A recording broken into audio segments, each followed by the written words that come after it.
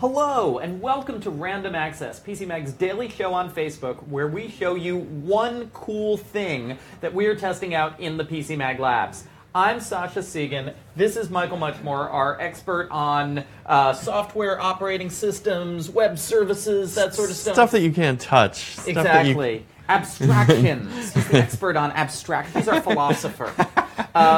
And of course, we have Social Pete on the con here, and you can ask us questions about the product we're showing today, but also about any other product which we might know about. I know something about phones and tablets. Michael, of course, knows about all of the important intangible things in the world. But today we have, what do we have to show you? We don't have. You see this giant screen behind me, folks. Okay, you see this giant screen. That is not actually what we're showing off. Right. And I'm not even 100% sure what it is. It just kind of showed up here yesterday. Yeah, it's just a big monitor at this point. Yeah. So, but what we're showing is Google Drive. Yeah, right? what could be more intangible than a cloud service? Well, I do have to say, one of the things I love saying about the cloud is there is no cloud, there is only other people's computers. That's great. I agree with that. So anyway, what we have here is Google Drive got a big update recently, and it became more of a backup service than just simply storage for your files over the internet. So what happens is you now download this new Backup and Sync app, and I've already signed into my account here. And by default, it's checked off my local desktop documents and pictures. And previously, Google Drive would keep all of your folders in its own folder, separated from the rest of the system. But now you can go in and just say, I want to sync whatever folder I want on my system. And so now this is an actual local exe application. Exactly. It's not like some Chrome plugin, right? Exactly. It's running, it's Mac or Windows. And if I can get over to this corner, I know I need a mouse. Weird little mouse, yeah. So you can see this little icon here, Backup and Sync from Google. It's an installed utility on your Mac or PC. And so here, what you do is you choose which folders you want to update. Now there are caveats here, though. It won't simply back up your entire C drive. So this isn't a real backup solution in terms of my computer just got hosed and I need to restore an image of everything. It's not an image. It doesn't make an image of your disk. But basically, it lets you back up any document type file or photos. And in fact, this takes over for the Photos utility. Okay. So now this is an uploader for both Google Drive and Google Photos. So you're saving your documents, you're not saving your applications. So for example, look, if I try to back up programs, I think this is kind of a... This is hard. So that's your applications. Yeah, this is... see, something went wrong. Choose a different folder. So it's not going to do system and program files. Okay. So this feels very similar to Dropbox or Box. Exactly, but remember, those also just keep sequestered folder for the syncing and the backup. This goes outside into your system wherever on your system you want to back up, aside from those programs. So let's talk about how much storage do you get for backing up files for free, and what are the service plans? Okay, you get 15 gigs free. Sync my files. Start. We're starting here. We're just starting to sync this machine. Look at this. Okay, and it flashes, and then it starts syncing. Yeah, I guess.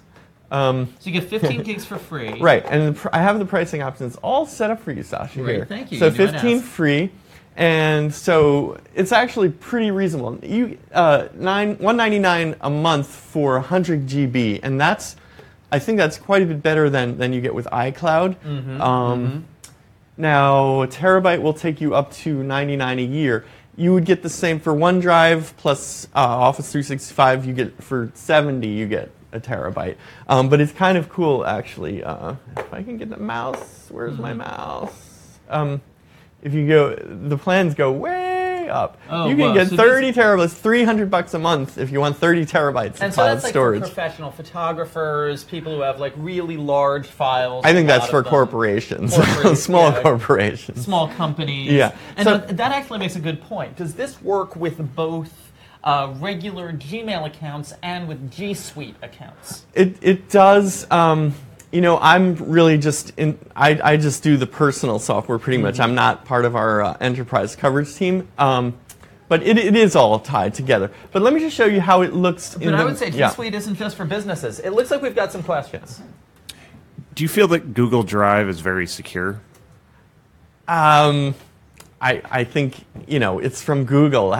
It's a pretty big company. Here's the deal. It's as secure as your Google account is. Yeah. And so you need to have two-factor authentication turned on.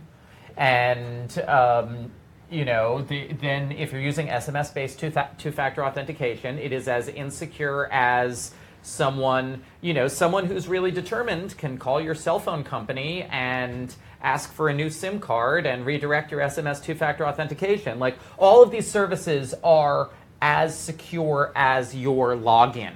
Right. And sometimes your login is not secure. But let's get back. I just want to show you how it works a little here, too, before we... So I've got... Now what happens, I go into the web, I go into Google Drive, and I have this new computer sections. So I have my computer, my iMac, so my laptop. These are computers that I've already backed up elsewhere. I've used this on a MacBook, an iMac. Now my computer is the current machine, and so basically you can just go in and see whatever pictures I've synced on my iMac. And then once they're saved in here, you can do all the things you normally do with Google Drive. You could share them. You could put them in Google Photos albums. You can open them with Google Docs if they're documents. That sort of stuff. So yeah, and remember, Google Drive is more than just cloud storage. It's more than just backup. It's a whole productivity suite. So you know, you have your simultaneous editing of documents and spreadsheets, all that good stuff. We have some more questions. How would you say it stacks up with Dropbox? Would you recommend this over Dropbox? Dropbox is a bit more expensive, I believe. I don't remember the exact figures, but again, remember Dropbox is more an isolated. It's not going to back up something in your, you know, on some folder you've got way off in your folder structure. So far this is sounding better and more flexible than Dropbox. I mean, that's the question. It is, this better than Dropbox? It sounds like it is. I think so, yeah. And actually, we do rate this higher. We actually give this a 5-star rating. Oh my god! Because it has very rarely see that. Yeah, it has everything but the kitchen sink. So better than Dropbox. We can say that. Yeah, I think we can say that. I mean, they both. And the other thing is third-party integrations. Like every third-party thing integrates with Google Drive, but Dropbox is right up there too. Looks like we have some more questions. Can you do all of the features you've been highlighting on your iPhone as well? Can you do all of the features on iPhone? Yeah. Well, it's not going to back up files from an iPhone because iPhones have sandboxed file structure. It'll do photos. It'll do photos, but the various files held by different applications on iPhones are held within a sandbox belonging to that application. So, for instance, your Google Drive app cannot go into your Pages application and back things up. You have to do that from Pages. Right. I mean, it'll work with Google Docs. Right, but I guess then the question is, like, what are the kind of accessing and editing functions from an iPhone? Yeah, I mean, I mostly was just reviewing the web and the computer version. Okay. Stay tuned for a look at the iPhone app. In terms of web, do you have to be using Chrome? Do you lose any features if you're not using Chrome? No, it works with any modern browser. Great. Yeah. So on the iPhone, for instance, you could use Safari to access the web interface, and then you'd have all the web-based features. I guess so. I haven't tested that, but I can't imagine why you wouldn't. Any more questions? Okay, great. So this review is up. It's 5 stars. When was the last time you did a 5-star review? I don't even remember. I think Photoshop gets 5 stars too. Okay, so things that are very mature and full featured. And there's kind of like Photoshop. There's almost no competition for Photoshop. There's like those 6 Linux on the desktop people who use GIMP, but otherwise that's it. There are, but we can go into that later. Okay. Sorry. So 5 stars. Is this available now? Is there anything anyone needs to do? It's out. They announced this back at I/O conference in May, but and just like I think 2 weeks ago it rolled out, and now it's pretty much available to everyone. So if you go to your Google Drive, you'll see this. Download me. Well, it looks like we have one more question before we go.